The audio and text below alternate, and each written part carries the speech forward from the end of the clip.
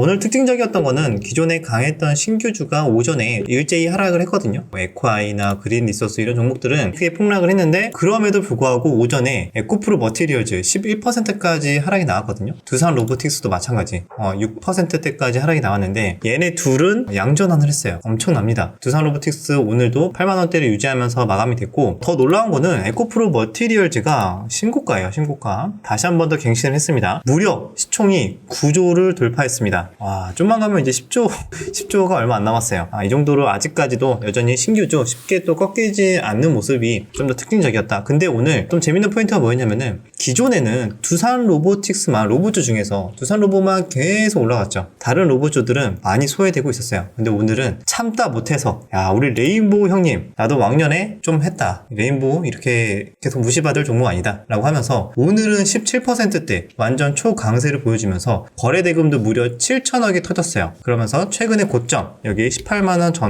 요 라인을 강하게 좀 돌파가 나와주면서 거래량도 오랜만에 굉장히 크게 터졌죠. 이렇게 추세적인 상승이 나와주는지 여부가 좀 중요한 포인트로 봐야 될 것 같습니다. 그래서 오늘 레인보우가 갑자기 로봇주 분위기를 확 바꾸면서 얘만 올라가는 게 아니라 그 뒤로 강하게 또 올라왔던 게 유진 로봇도 전고점 부근 여기 최근 고점 요 라인 살짝 회복을 하면서 급등이 나와줬다. 그 외에도 뭐 SPG나 SPG도 뭐 4%대, 뉴로메카 이런 종목도 4%대 조금씩 수단매가 들어오는 날이었다. 로봇주가 조금 이제 이번에 살짝 키맞추기 형태로 좀 들어오는 모습이 나와주고 있어서 연속성이 잘 나와주는지 아마 중요한 포인트가 될 것 같아요. 앞으로 또 단기 트레이딩 눌림하시는 분들에 있어서 또 일단 중요하게 봐야 되는 섹터이지 않을까 생각을 하고요. 그 외에 오늘 또 제일 강했던 거는 반도체 쪽이에요. 반도체 쪽이 왜 강했냐? 일단 오늘 삼성전자가 2%대 강세를 나왔습니다. 그런데 또 이 종목뿐만이 아니라 삼성전자 같은 대형주뿐만이 아니라 우리 HPSP 요거 언제 이렇게 올라왔지?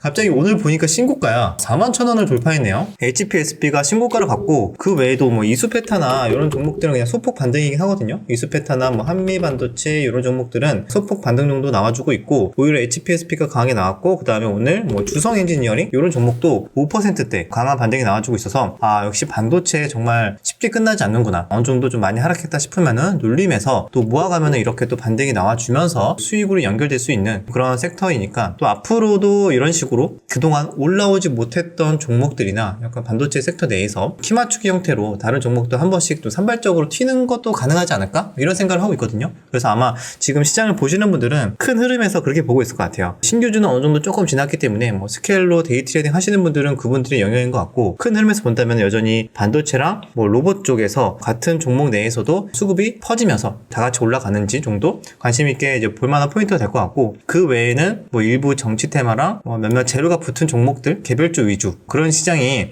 지금 지속이 되고 있습니다. 그 이유는 미국장도 최근에 많이 상승을 했는데 큰 변동성 없이 그냥 횡보를 하고 있거든요. 그래서 지수를 기반으로 뭔가 플레이할 만한 구간은 아닌 거야. 그래서 종목으로 딱히 뭐 이성적이지 않더라도 그냥 수급이 몰리면은 거기에서 과하게 쏠리는 현상이 생겨요. 또 그 이유 중에 하나가, 왜 지수가 이렇게 재미없나요? 라고 생각하실 수 있는데, 물론 오늘 우리나라 코스피는 좀 1% 반등이 나오긴 했지만 미국장 같은 경우에는 이제 빅스 지수, 변동성 지수라고 하죠. 거의 완전 최저치야. 빅스 지수가 최저치라는 거는 지수의 변동성이 아직 커지지 않은 단계, 굉장히 좀 재미없는 단계라고 보시면 되기 때문에, 그래서 그냥 개별 종목 위주로 그냥 튀는 그런 시장이 반복되고 있다라고 생각하시면 됩니다. 또 이런 거 어제 한동훈과 이제 이정재 저녁 식사 때문에 상한가를 갔는데, 야, 얘가 오늘도 거의 투상을 갔어요. 25% 반등. 저녁 식사 한 방에 시가총액이 얼추 한 1,500원 늘어난 것 같거든요. 굉장히 비싼 아주 좋은 저녁이지 않았나 좀 생각이 드는 종목이었고, 일단 오늘 주요한 이슈들 있는데 시장 정리는 여기까지 하고, 주요한 이슈들 뭐가 있는지 한번 빠르게 보도록 하겠습니다. 자, 삼성전자 사장단 인사, 삼성미래 사업기획단, 자율주행차 부품의 승부수를 던진다, 뭐 이런 얘기가 있어서 뭐 자동차 부품이나 자율주행 관련된 반도체 종목들 뭐 산발적으로 순환매 좀 들어온 것 같고요. 그리고 그 외에도 정부에서 또 핵심 광물 재자원화 로드맵을 발표를 했습니다. 요점은 그거예요. 중국에 대한 의존도를 50%대로 완화를 하겠다. 뭘 위해서? 우리나라 따라 전기차, 2차 전지 등 친환경, 첨단 산업 분야를 선도하는 데 있어서 주도권을 너무 의존을 하기보다는 안정적인 수급을 맞춰 나가는 게 가장 중요하기 때문에 거기에 맞게 좀 로드맵을 발표를 했는데 정작 여기 관련해서 많이 반등이 나온 거는 딱히 안 보인 것 같아요. 그나마 에코프로 머티리얼즈가 올랐다고 봐야 되나?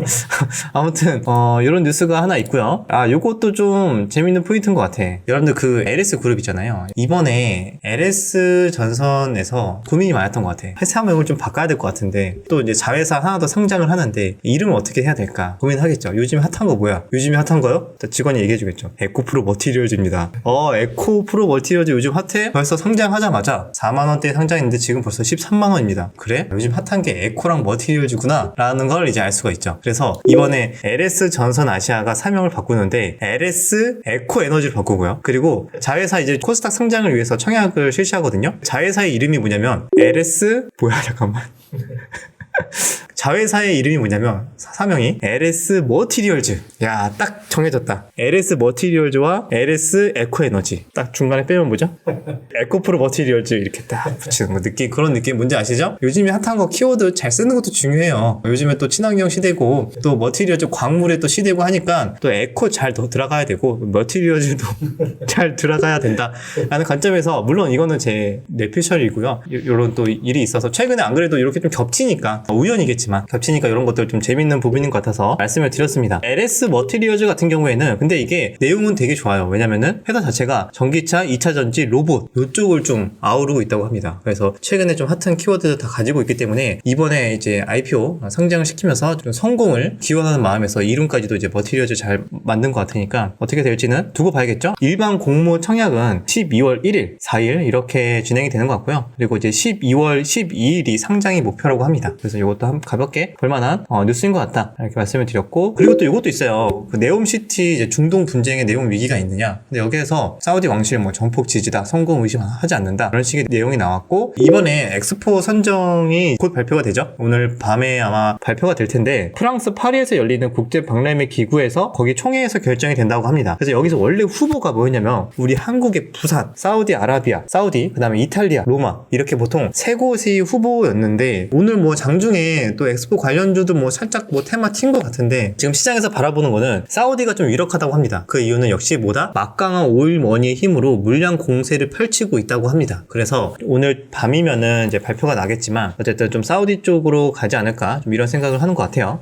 요거 관련해서 오늘 장중에 살짝 종목들 튄 것도 있긴 한데 내일 또 이슈 소멸로 좀 움직일 수도 있겠죠. 그리고 여전히 좀 강한 모습이 나왔던 거 우리 또 가온칩스 제주반도체 요즘에 최근에 핫했잖아요. 이 종목들이 어디 관련주라고요? 어제 함께 체크를 했었죠? 삼성전자가 자체 개발한 온 디바이스 AI 기술 가우스 관련해서 올랐는데 갤럭시 24에 탑재가 유력하다고 합니다. 그래서 이게 언제 공개가 되느냐? 내년 1월 17일 날 미국에서 공개될 것 같다라는 뉴스가 나왔어요. 재료가 좀 기간이 좀 남았죠? 쉬었다가 기간 조정하다가 다시 한 번 더 시기를 얼마 안 두고 내년 1월 딱 시작하자마자 CES도 겹치고 그때 다시 한 번 더 좀 강한 테마로 부상할 수도 있고 기존의 이 종목들이 다시 움직인다기보다는 새롭게 또 반도체 관련해서 또 AI 관련해서 충분히 다시 한 번 더 강한 테마가 형성될 수 있지 않을까. 왜냐면은 1월 초에 열리는 이제 CES도 매년 열리는 이제 행사잖아요. 거기에서도 보나마나 다뤄야 되는 주요 주제가 당연히 AI가 들어갈 거예요. AI 들어가고 이제 블록체인도 들어가고 그다음에 자율주행도 들어가고 여러 가지 다 들어갈 텐데 AI가 최근에 계속 핫한 키워드로 올해 내내 많이 관심을 받았기 때문에 내년 초에도 여기 갤럭시에서 공개되는 요거 온 디바이스 AI를 기준으로 모멘텀 테마가 형성되기를 바라면서 왜냐면 돼야 또 먹거리도 나오는 거니까 그것도 한 번 더 기대해보면서 내년을 좀 기다려야겠죠. 지금 당장도 일단 들어오고 있으니까 여기 내에서도 조정이 나오면은 트레이딩 관점으로 충분히 보시는 분들이 꽤 있을 것 같아요. 이슈는 이 정도로 정리를 할 수가 있을 것 같습니다. 그리고 최근에 조용히 올라온 종목이 하나 있거든요. 그게 뭐냐면 이거 두산 퓨얼셀이라는 종목인데